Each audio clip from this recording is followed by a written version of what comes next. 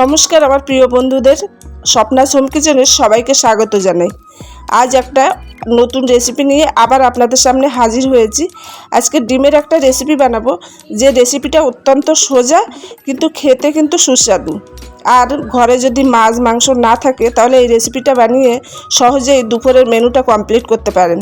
আর এই রেসিপিতে অনেকে কিন্তু ডিমের কুসুম খেতে ভালোবাসে না বা গোটা ডিম খেতে ভালোবাসে না, তাদের জন্য কিন্তু এই রেসিপিটা একদম পারফেক্ট। তাহলে চলুন আজকে রেসিপিটা বানাতে গেলে কি কি লাগছে আর কেমনভাবে বানাচ্ছি সেটা দেখিয়ে দিই। আমি এখানে কিছু আলু নিয়েছি। আলু নেবার পরে সেগুলো কিন্তু একটু বড় বড় টুকরো করে কেটে নিয়েছি। নিয়ে আলুগুলোকে বয়েল করে নেব। তবে আলুটা একদম কিন্তু নরম হবে না, একটু শক্ত থাকবে। আর এখানে দেখুন একটা মিডিয়াম সাইজের পেঁয়াজ নিয়েছি, দুটো কাঁচা লঙ্কা নিয়েছি, আর কিছু ধনে পাতা নিয়েছি। এগুলো কিন্তু আমি সুন্দর করে চপারে চপিং করে নেব।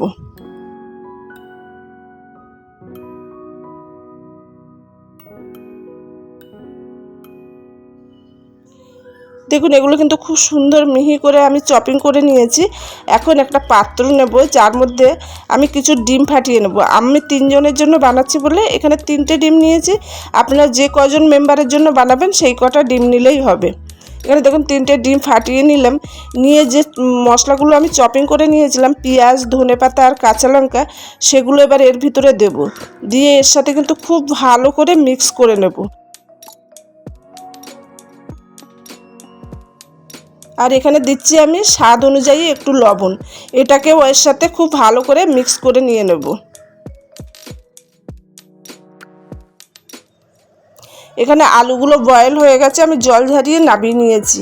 এখানে একটা আমি তাওয়া বসিয়েছি, যার ভিতরে ওই হাফ টেবিল চামচের মতো সর্ষের তেল দিয়েছি। দিয়ে এই তাওয়াতে ভালো করে কিন্তু সর্ষের তেলটা চারিধারে লাগিয়ে নেব। আর এটা যখন বেশ গরম হয়ে যাবে, তখন যে ডিমের মিশ্রণটা তৈরি করেছিলাম সেটা এর ভিতরে দিয়ে দেবো। দিয়ে এটা মিনিট খানিক লো আঁচে রেখে এটাকে হতে দেব। তারপরে কিন্তু এটাকে আমি সুন্দর করে একটা ফোল্ড করে নেব, একটা রোল টাইপের বানিয়ে নেব এই অমলেটটা দিয়ে।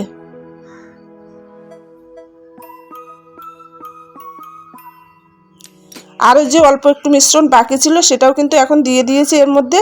দিয়ে এটাও এর সাথে সুন্দর করে একসাথে অমলেট বানিয়ে নেব, মানে একটা রোল বানিয়ে নেব আর কি। এগুলো ফোল্ড করে যখন একটা রোলের মতো বানানো হয়ে যাবে, তখন কিন্তু একটু এপিট ওপিট করে আমি একটু ভালো করে লালচে করে এটাকে ভেজে নেব। তারপরে একটা সাইজ দিয়ে, মানে আপনি আপনার সাইজের মতো করে এগুলোকে পিস পিস করে নেবেন। আমি আমার মতো করে সাইজ করে এগুলোকে একটু পিস পিস করে নিচ্ছি। আর এই অমলেটের ভিতরে আমি যে পেঁয়াজ লঙ্কা ধনেপাতা কুচি দিয়েছি, এটা কিন্তু আপনারা যদি মনে করেন নাও দিতে পারেন। শুধু লবণ আর একটু চিলি ফ্লেক্স দিয়ে এটাকে মিক্স করে এইভাবে অমলেট বানাতে পারেন। তো দেখুন এখানে আমি কিন্তু সবকটা বেশ পিস পিস করে নিয়েছি। নিয়ে একটুখানি ভালো করে লালচে করে ভেজে নিয়ে এটা একটা অন্য পাত্রে আমি উঠিয়ে নেব।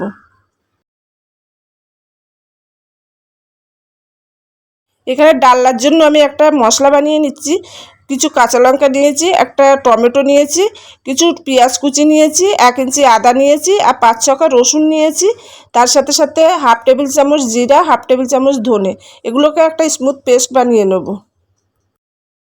কড়াইতে আমি 1.5 টেবিল চামচের মতো সর্ষের তেল দিয়েছিলাম। সেটা বেশ গরম হয়ে গেলে জিরে আর গোটা গরম মশলা ফোড়ন দিয়ে দিলাম। তারপরে এর ভিতরে যে বয়েল করে রেখেছিলাম আলুগুলো, সেগুলো দিয়ে দেবো। দিয়ে এটা কিন্তু মিনিট খানেক ধরে নেড়ে চেড়ে একটু লালচে করে আলুগুলোকে ভেজে নেব। তারপরে যে মশলার পেস্ট বানিয়েছিলাম টমেটো দিয়ে, সেই পেস্টটা এর ভিতরে দিয়ে দিলাম। এখন আমি এর ভিতরে স্বাদ অনুযায়ী লবণ, হাফ টেবিল চামচ হলুদের গুঁড়ো, আর হাফ টেবিল চামচ কাশ্মীরি লঙ্কার গুঁড়ো দিলাম, জাস্ট একটু কালারের জন্য। এবার এটাকে কিন্তু আমি মানে মিনিট দেড়েক বেশ লো আছে ধরে ধরে এটাকে সুন্দরভাবে কষিয়ে নেব। আর এখানে কিন্তু এটা কষানো হয়ে গেছে খুব সুন্দর করে মশলাটা। আমি এর ভিতরে এখন পরিমাণ মতো জল দিয়ে দিচ্ছি। আলুটা যেহেতু বয়েল করা আছে, তাই আমি বেশি জল দিলাম না, অল্প পরিমাণে জল দিলাম। তারপরে এটাকে ঢেকে 2 মিনিট রেখে দিয়েছিলাম। দেখুন এটা মানে গ্রেভিটা সুন্দর ফুটে গেছে। এর ভিতরে এবার যে ডিমের অমলেটটা আমি কেটে রেখেছিলাম সেইগুলো এর ভিতরে দিয়ে দেবো।